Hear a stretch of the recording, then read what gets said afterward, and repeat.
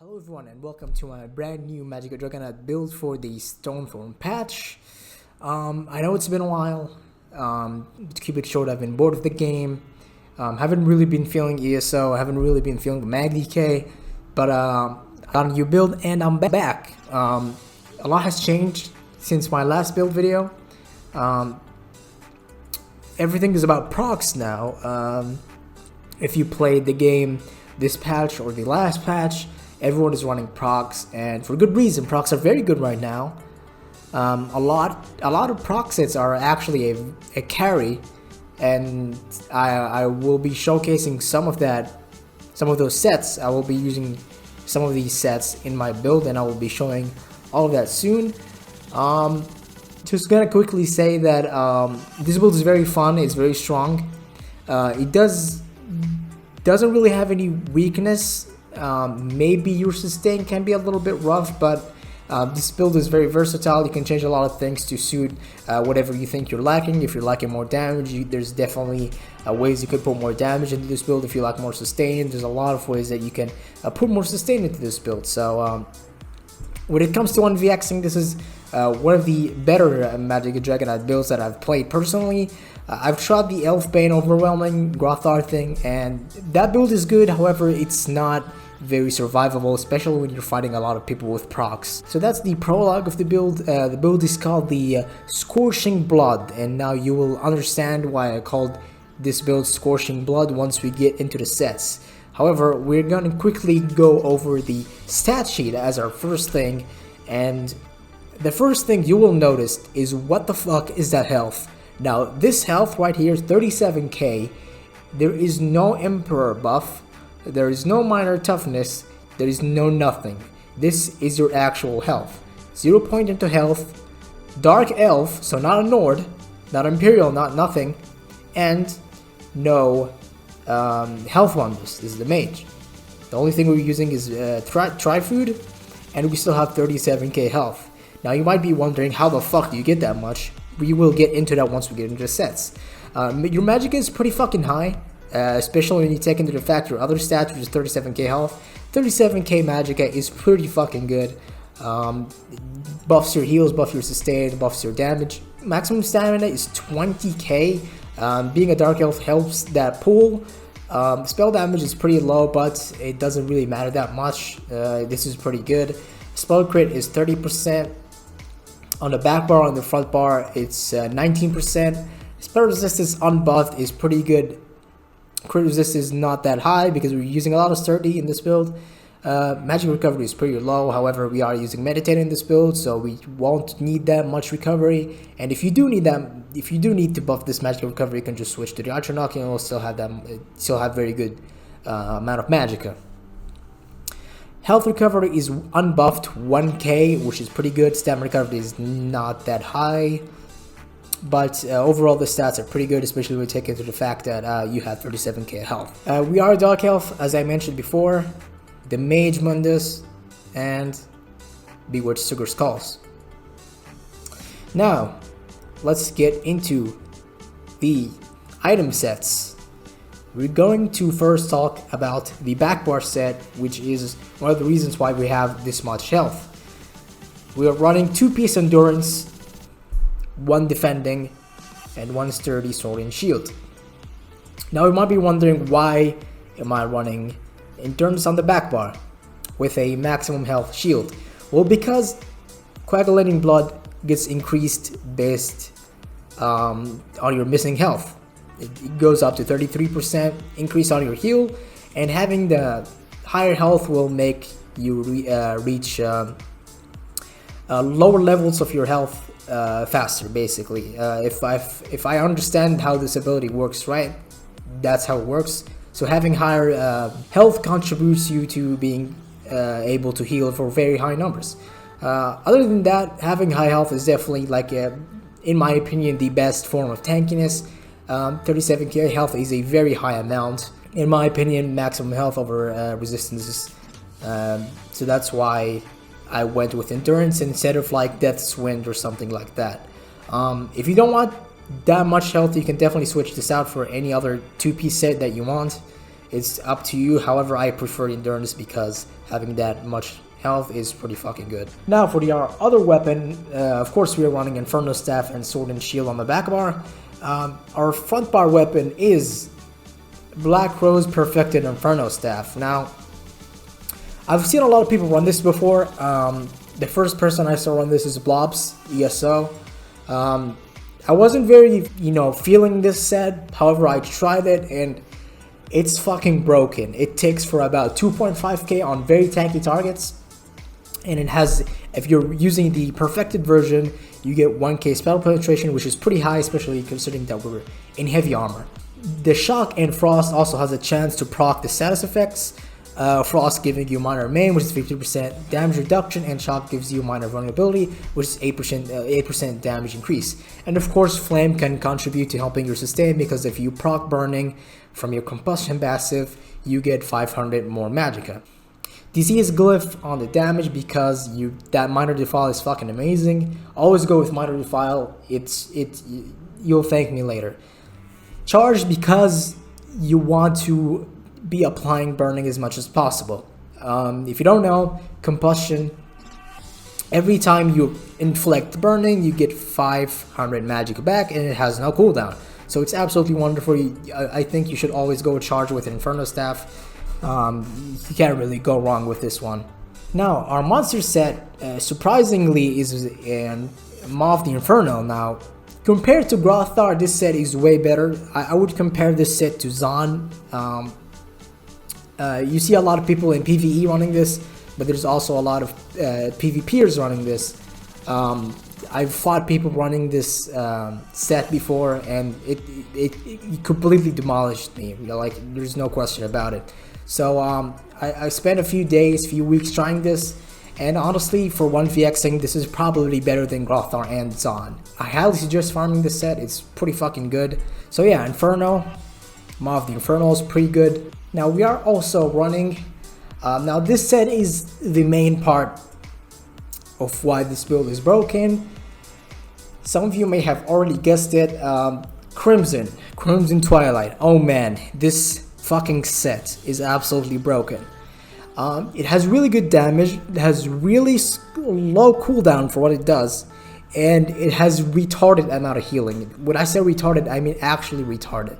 I've hit people with this set and I've been healed for like 30k against like 3 people. It's absolutely nuts. Like, there's no way that this set won't be nerfed in the upcoming patches. Now, next patch, Markarth, I don't think this set is getting nerfed. So for next patch, this build will be viable. But this set gives you maximum health, healing take, and maximum health. And when you take damage, you basically have this blood AoE around you that deals insane amount of damage and also heals you for that insane amount of damage done. You can't really go wrong with this set. It's really worth the farm. I highly suggest getting this set. Now, our last piece of equipment, which adds to the cancer of this build, is I can't believe I'm using this, but it's Markarth Band of Brutality. This piece of equipment is an absolute carry. I'm pretty sure there's something wrong with the mats behind this one. This one is absolutely fucking busted. Like, the damage increase you get from this is unreal. So it's definitely worth farming. It's definitely worth buying the DLC for. Some say that this is pay to win. You've all heard that joke, oh, Malkath's pay to win. Every time I play with this, I slowly start to believe it. Honestly, this piece of equipment is very strong, and if you haven't tried it, give it a try, give it a go. Now, our last piece of equipment on this build is 2-piece trainee, and this goes on both our bars. Now, I'll get in a little bit how you set this up, but we run 2-piece on the jewelry right here on necklace and ring. And what this does is basically give you maximum health and maximum Magicka. Pretty fucking good for a 2-piece set. It's very stat dense. I highly suggest running with this instead of maybe like willpower or something. So, how do you set this up? First of all, this is a 5 heavy, 1 medium, 1 light build. So 5 heavy, 1 light, 1 medium. and it's I think 5 sturdy. Hold on, let me count real quick. 1 2 3 4 5 sturdy, and the shield is 6, and the rest is impen. Running all prismatic on the armor, and running 2 reduced costs on the jewelry with arcane, and 1 infused magic recovery to help buffer magic recovery. Now I think I've covered everything when it comes to item sets. We are running poisons on the back bar. It's just something a little extra. When it procs, it does decent damage, but it's not necessary. You can have whatever you want here if you do not choose to run poisons. So now that we're done with that, let's go to the skills. Now the skills are pretty normal, so I'm just gonna hover over them and then talk about each individual skill.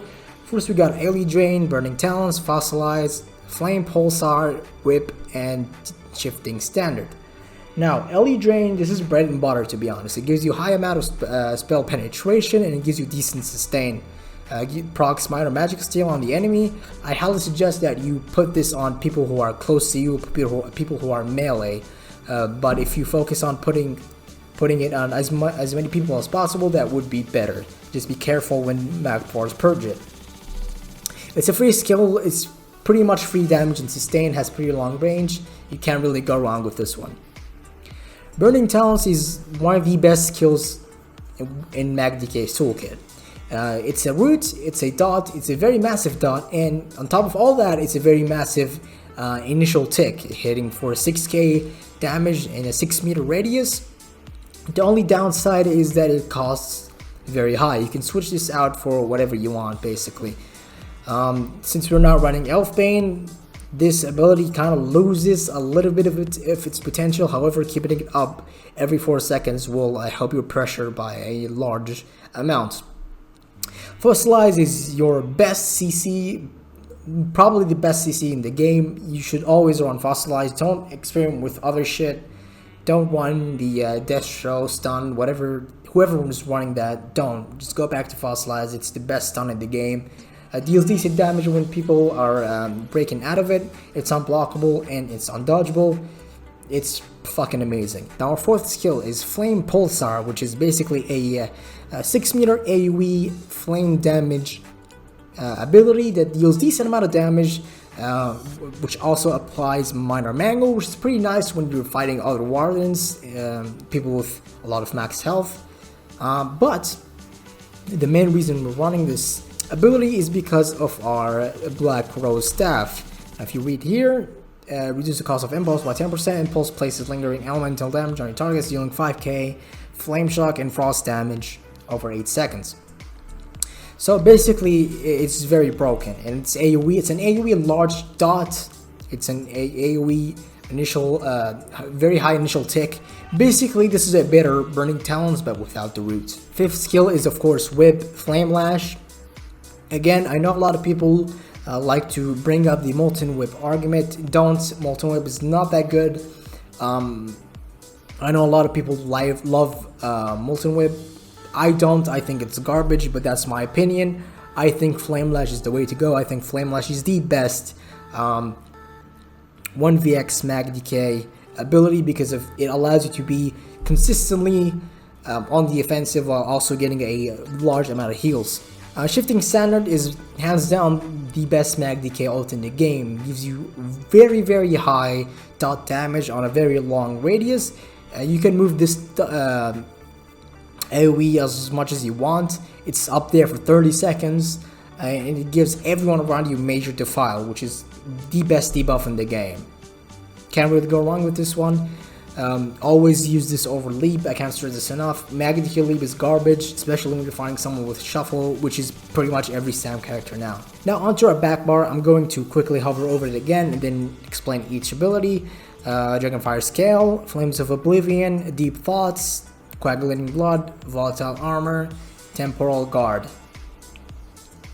Dragonfire Scale is a must. You have to run this. There's a lot of max orcs. There's a lot of bow blades. There's a lot of people shooting shit at you. Having that 50% mitigation is pretty good. And on top of that, this is pretty much the strongest damaging ability in the game if you are able to consistently proc it. If you don't know what this does, every time someone hits you with a projectile, you retaliate by sending a fire orb, which looks like a flame light attack, and it deals insane amount of damage, almost 6k every half a second. So every second is pretty much 10k. If you get someone to consistently proc it, it's your highest damaging ability in most fights. Flames of Oblivion, this is the source of your major prophecy, your spell crit, and on top of that, it's pretty cheap, and it's a very good AoE ability. Well, it's not really AoE, it hits 2 people, but it does really nice burst damage. I would much rather call this a dot that comes in burst, but can't really go wrong with this one. Deals insane amount of damage, hits 2 people every 5 seconds. If you don't like Flames of Oblivion and you don't think it's necessary, you can switch it out for Burning Embers, Engulfing Flames. What else? Deep Breath. You got a lot of options to run here. You can even run Cinderstorm if you want. Now you might be asking, why do you care about crit when you're running Markarth? Well, because of coagulating blood. You still get heals on your back bar, so having that crit on your back bar definitely helps your survivability. Third skill is Deep Thoughts. This is pretty much when you're like, oh shit, I need some stam, oh shit, I need some mag. You use this skill. Now sometimes I use this even when I'm full, just to like assess the situation, and sometimes when I'm getting zerged, I also like to use this ability because when you use it, you get major protection. If you look at the Sigic Order skills, this one, whenever you're casting or channeling a Sigic Order ability, which is what Deep Thought is, you get 30% damage reduction. So this will be getting nerfed this patch, but I still think it's worth it just because Deep Thoughts is a large amount of sustain. It's pretty much like 4k Magicka recovery or something if you're staying on it, as well as stamina of course, and it gives a decent amount of health, so you can be defensive while using this as well. Fourth skill is your bread and butter heal. There's no other heal that Magicka can run. This is pretty much your best bet.